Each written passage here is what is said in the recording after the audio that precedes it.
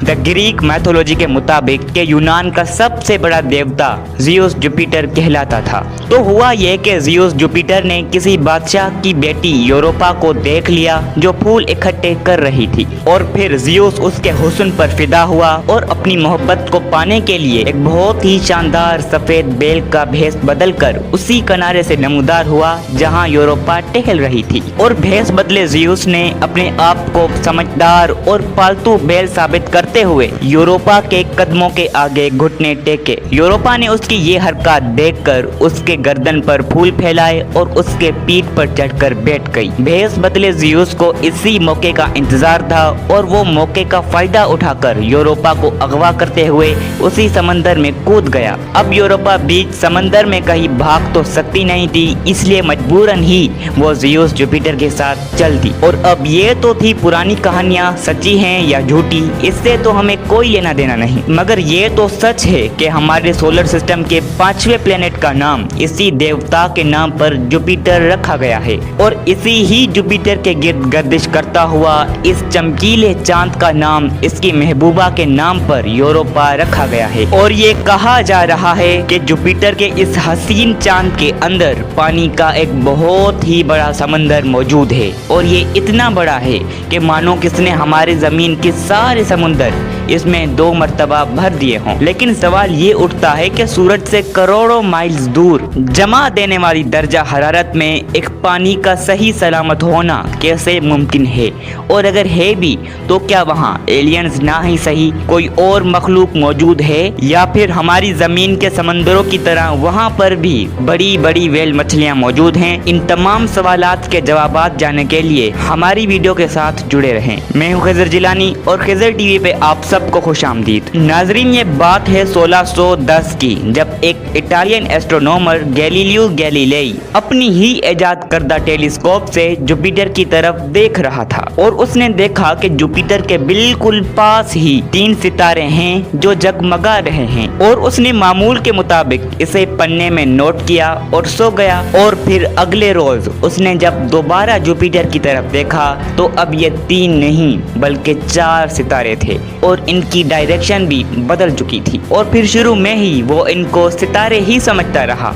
लेकिन बाद में पता चला कि ये सितारे नहीं बल्कि जुपिटर के चांद थे, और इन 4 चांदों में से एक चांद यूरोपा है। और ये देखें, दिखने में तो ऐसा लग रहा है कि मानो किसी ने इसे तलवार से जख्म लगाए हों और वो आहिस्ता आहिस्ता भरने लगे हों। ये ही वो यूरोपा है जहाँ पर 15 से 25 किलोमीटर बर्फ की मोटी तह के नीचे एक पानी का बहुत ही बड़ा समुंदर मौजूद है, और इस समंदर की गहराई 60 से 150 किलोमीटर तक बताई जाती है। लेकिन ये कोई मामूली गहराई नहीं, इस गहराई का अंदाजा आप इस तस्वीर से बखूबी लगा सकते हैं। दोस्तों, ये मारियाना ट्रेंच है, और ये हमारी धरती की सबसे गहरी तरीन जगह है, और ये है हमारी धरती का ऊंचा तरीन मकाम माउंट एवरेस्ट पहाड़ की चोटी। यानी कि इस मारियाना ट्रेंच से माउंट एवरेस्ट पहाड़ की चोटी तक के डिस्टेंस को नापा जाए तो सिर्फ 19.8 किलोमीटर बनते हैं,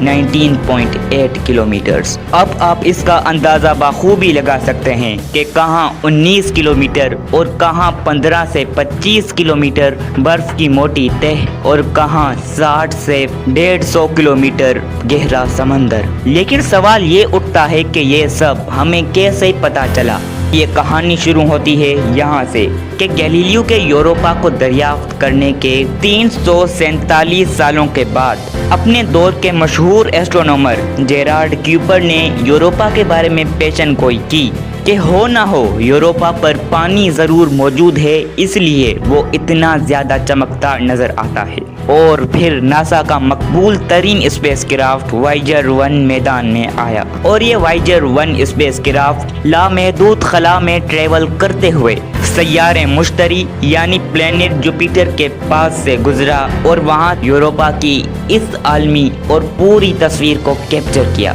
और इस इमेज में यूरोपा के सरफेस के ऊपर फैली हुई लकीरें वाज़ेह तौर पर देखी जा सकती हैं। और फिर नासा के दूसरे मिशन वाइजर 2 ने भी यूरोपा की हाई रिजोल्यूशन तस्वीर धरती की तरफ भेजी और इन दोनों वॉयेजर्स की भेजी हुई तस्वीर से हमें ये पता चला कि जुपिटर का ये चांद हमारे यानी जमीन के चांद से कई ज्यादा रोशन है और इसी ही चांद यूरोपा पर हमारे जमीन के या सोलर सिस्टम के बाकी प्लैनेट्स के चांद की तरह बड़े बड़े पहाड़ मौजूद हैं और ना ही यहाँ पर भी घाटियाँ या फिर गड्ढे या फिर बड़े बड़े आतिशफिशा नहीं, बल्कि इसकी सतह बिल्कुल हमवार है और बिल्कुल स्मूथ है। और फिर अक्टूबर 1989 यानी कि 1989 में गैलीलियो नामी स्पेस क्राफ्ट को नासा ने करोड़ों किलोमीटर के सफर पर इसे भेज दिया और फिर वो सैयारे मुश्तरी यानी जुपिटर सिस्टम में पहुंचा और इसी ने नासा को ऐसी दिलचस्प मालूमात फराहम की कि इसके मिशन को मजीद 2 सालों के लिए फॉलो ऑन सफर के लिए बढ़ा दिया गया और इसी ने इस बर्फीले चांद की तकरीबन 12 करीबी फ्लाईबाइज बनाई और इसी ही के जरिए नासा को पता चला कि यूरोपा की सरफेस के नीचे पानी या पानी जैसा कोई लिक्विड जरूर मौजूद है, क्योंकि गैलीलियो प्रोब की ली गई इस तस्वीर से देखा जा सकता है कि यूरोपा की सतह बिल्कुल हमवार है। और फिर अगस्त 2011 में नासा की तरफ से जूनो स्पेस क्राफ्ट जुपिटर की तरफ भेजा गया और फिर जुलाई 2016 में वो जुपिटर तक पहुंच गया। वैसे तो इसका असल काम जुपिटर के बारे में मालूमात फराहम करना थी, मगर क्योंकि यूरोपा भी जुपिटर का एक हिस्सा है, इसलिए इस स्पेस क्राफ्ट ने यूरोपा की भी कई तस्वीर बनाई थी। और फिर यूरोपा की इस बर्फीली साख्त के बुनियाद पर साइंसदानों का ये ख्याल है कि यूरोपा के इस 15 से 25 किलोमीटर बर्फ की मोटी तह के नीचे नमकीन पानी का बहुत ही बड़ा समंदर मौजूद है। और फिर पैसिफिक ओशन के बीचों बीच एक जजीरे में लगी टेलीस्कोप ने कि यूरोपा की सतह के ऊपर पानी के बहुत ही ऊंचे ऊंचे फव्वारे उठ रहे हैं जो यूरोपा के नीचे इस बर्फीली और मोटी तह को चीरते हुए बाहर निकल रहे थे। और फिर हबल टेलीस्कोप भी ये नज़ारा देख चुकी थी। बहरहाल ये तमाम मिशन जो यूरोपा की तरफ भेजे गए थे ये सब ही सब फ्लाईबाइज थे, यानी इनमें से किसी ने भी यूरोपा पर लैंड नहीं किया था। इसलिए यूरोपा की सतह पर उतरने के लिए यूरोपा क्लिपर नामी स्पेस क्राफ्ट बनाया जा रहा है। और न सिर्फ ये यूरोपा की तस्वीर भेजेगा बल्कि ये यूरोपा के ऊपर लैंड भी करेगा, बल्कि यूरोपा की सतह के नीचे बर्फ की इस मोटी तह को चीरकर यूरोपा के पानी को बराह रास्त चेक करेगा और वहां पर मौजूद जिंदगी का भी पता लगाएगा। बहरहाल इस स्पेस क्राफ्ट पर तो अभी काम जारी है दोस्तों। इंसान किसी और प्लेनेट या किसी और चांद पर जिंदगी तो तलाश करने जा रहा है, मगर अफसोस इसी ही इंसान की कोताहियों की वजह से जमीन पर पहले से मौजूद जानवरों की जिंदगी तबाह होने वाली है, यानी कि उनकी पूरी नस्लें ही खत्म होने वाली हैं, जिसका लिंक आपको नीचे डिस्क्रिप्शन में या पिन कमेंट में मिल जाएगा। मिलते हैं अगली वीडियो में, तब तक के लिए अल्लाह हाफिज।